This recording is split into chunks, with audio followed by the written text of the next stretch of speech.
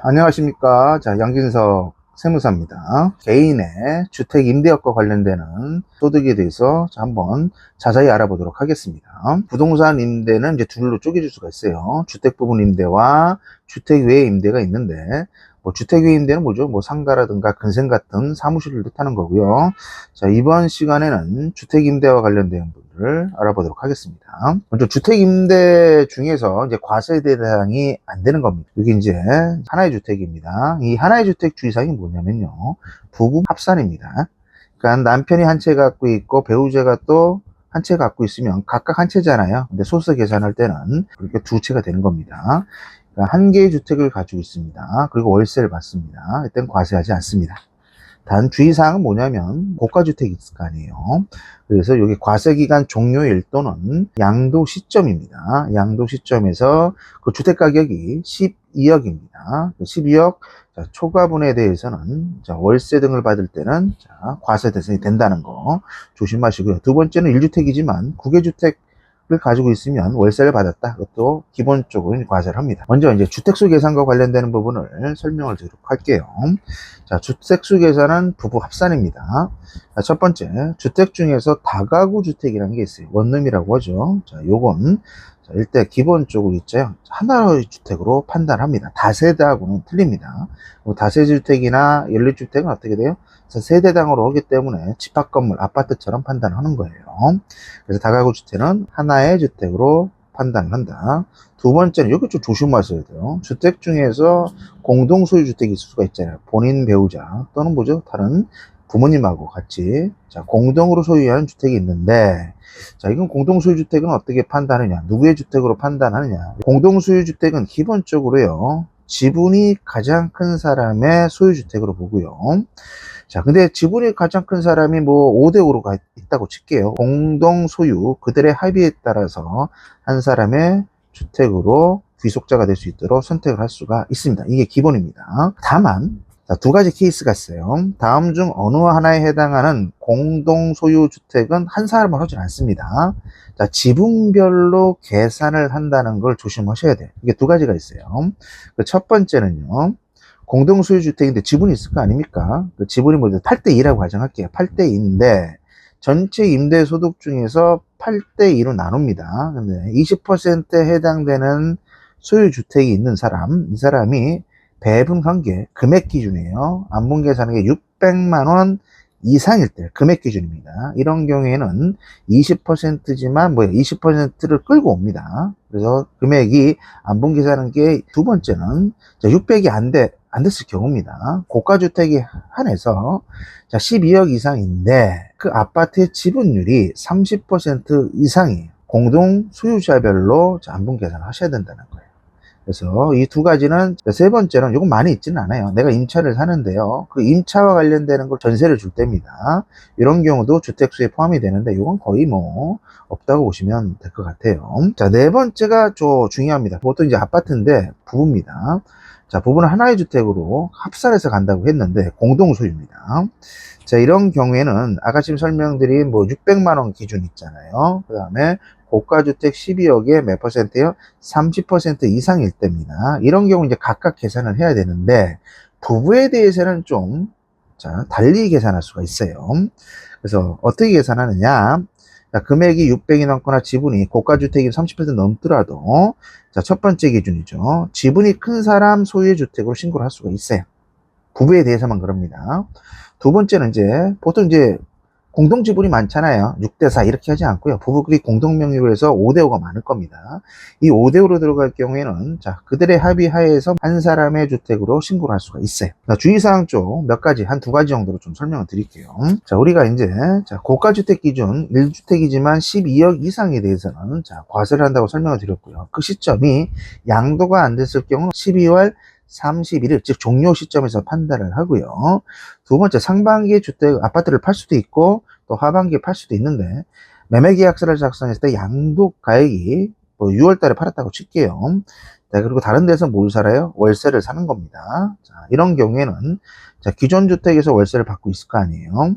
그럼 양도 시점에서 12억을 넘겼을 경우에는 1주택이 된다고 하더라도 종소세 신고를 하셔야 됩니다. 임대소득에 대해서 신고를 해야 된다는 거 조심하시면 되고요. 두 번째는 일시적 2주택입니다. 일시적 2주택이에요. 그러니까 비과세는 별도로 가는 겁니다. 임대소득과 관련되는 합산 부분과 관련돼서는 과세 기간 중에 1월 1일부터 12월 31일입니다. 소득세는. 일시적으로 2주택을 소유한 경우에는 그 2주택 기간이 있을 거 아닙니까? 이 경우는 그 기간 동안에 발생한 월세 수입 등에 대해서 반드시 종소세 신고를 하셔야 되는 거예요.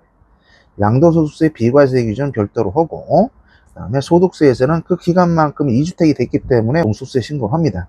2주택일 때는 가산할 필요는 없어요. 2주택 기간, 과세 기간 동안만 소득세 신고를 하셔야 됩니다. 그 다음에 이제 과세를 한번 보도록 하겠습니다. 그래서 2주택 이상이 넘어갔어요. 또 1주택이지만 고가주택입니다. 이런 경우에는 전체 월세라든가 보증금에 대해서 3주택 이상입니다. 간주 임대료라고 있어요. 보증금에 대해서. 이 경우에 대해서 이제 합할 중에 개인별로 이제 과세를 합니다. 개인별입니다. 세대별로 과세를 하지 않고요. 개인별로 과세라는 게 총 수익 금액이 2천만 원 이하일 경우에요. 이런 경우에는 종합과세를 하든지 분리과세라고 합니다. 이 분리과세가 뭐냐면 우리 일용자처럼 어떻게 돼? 일용근로자처럼 세금 내고 끝나버리는 거예요. 합산을 하지 않습니다. 그래서 2천만 원 이하일 때는 종합과세와 분리과세는 선택을 하는데 분리과세를 보통 많이 선택을 합니다. 분리과세를 선택할 때는 우리가 계산 양식이 있을 거예요. 그래서 과세 표준이라는 게 최종적으로 나옵니다. 그 과세 표준에 세율이 딱 픽스입니다. 국세만 14%가 됩니다. 근데 지방세까지 고려하면 15.4를 내겠죠. 그래서 2천만 원 이하일 때는 14%가 된다. 과세 표준에. 그러니까 세금이 종합과세할 때보다는 상대적으로 적습니다. 근데 무조건 분리과세로 가라. 끝은 아닙니다. 내가 2천만 원 이하더라도 장부를 했을 때 또 이자 비용이 월세보다 더 크다. 세금이 덜 나올 수도 있잖아요. 이때는 뭐예요? 종합과세를 하시는 거예요. 근데 이에 반해서 월세 수익 금액이 2천만 원을 넘길 때입니다. 이 경우는 반드시 무조건이에요. 5월 달에 다 소득 합산해서 있다면 종합과세를 반드시 하셔야 된다는 얘기. 분리과세가 됐을 때 한번 살펴보도록 하겠습니다. 세금이 어떻게 나오는지. 일단 두 가지로 쪼개시면 돼요. 등록임대주택이라는 게 있고요. 그 다음에 미등록임대주택이라는 게 있어요. 그래서 등록임대주택일 때와 미등록 주택일 경우에 계산 방식이 틀립니다. 세율은 똑같아요. 14% 적용되는 게. 먼저 등록 임대주택일 때는 2천만 원 이하일 때는 월세소득 전체 합한 거에 제가 뭐라고 했죠? 필요경비란 걸 빼주는데 등록 임대주택일 때는 이게 60%예요. 수익금액에. 근데 미등록 주택일 때는 50%만큼 필요경비를 차감을 합니다. 좀 차이가 있죠. 그 다음에 기본공제라는 게 있는데 이 기본공제가 등록임대주택일 때는 어떻게 되냐? 400만 원을 시켜주고요. 차감을 해주고 미등록임대주택일 때는 200만 원만 차감을 합니다. 그래서 이제 똑같이 과세 표준이 나옵니다. 계산이 좀 틀리죠. 그럼 등록임대주택이 중요할 거 아닙니까? 그럼 등록임대주택이란 건 뭐냐? 요거는 우리가 구청에다가 등록을 할 거예요. 그 다음에 세무서에 가서 사업자 등록 신청을 할 때요. 이런 경우는 우리가 등록임대주택이라고 합니다. 주의사항은 세무서에다가 사업자 등록 신청도 안 했다고 한다면 월세 소득이 발생했을 때부터 세무서에 사업자 등록 신청 전일까지입니다. 이제 월세 수익이 있을 거 아니에요. 그 월세 수익에 대한 주택 미등록 가산세라는 게 발생할 수가 있어요. 여기에 기본공제 이제 400과 200이 있다고 했는데 주의사항이 있어요. 그러니까 주택 임대 소득을 제외한 다른 종합소득 금액이 2천만 원 초과할 때는 기본공제 400 등록, 미등록 200은 공제시켜주지 않고 있어요. 그렇게 이제 계산을 해서 뭐가 나오냐? 과세 표준이 뜨겠죠. 2천만 원 이하에 대해서. 그래서 이 경우는 이제 어떻게 돼요? 무조건 등록이 됐던 미등록이 됐던 14%만큼 국세를 냅니다. 여기까지는 크게 문제가 없어요. 근데 하나의 또 변수가 생겼어요. 감면이 옵니다. 조세특례제한법상에 소형주택에 대한 감면 규정이 있습니다. 근데 이 감면율이 2021년 1월에 1호 하나만 임대했을 경우에는 단기 임대주택에 대해서는 산출세액의 30%만큼 공제를 시켜주고요. 장기 임대주택일 때는 75%만큼 감면율을 적용을 합니다. 그 다음에 2호 이상 임대가 됐을 때는 단기 임대주택에 대해서는 2021년 1월 이후에는 20%를 시켜주고, 그 다음에 장기 임대주택에 대해서는 50% 감면을 시켜주고 있어요. 감면받은 금액에 대해서 하나 조심할 게 있습니다. 농어촌 특별세 20%를 부과를 하고 있어요. 그래서 두 가지를 조심하셔야 됩니다.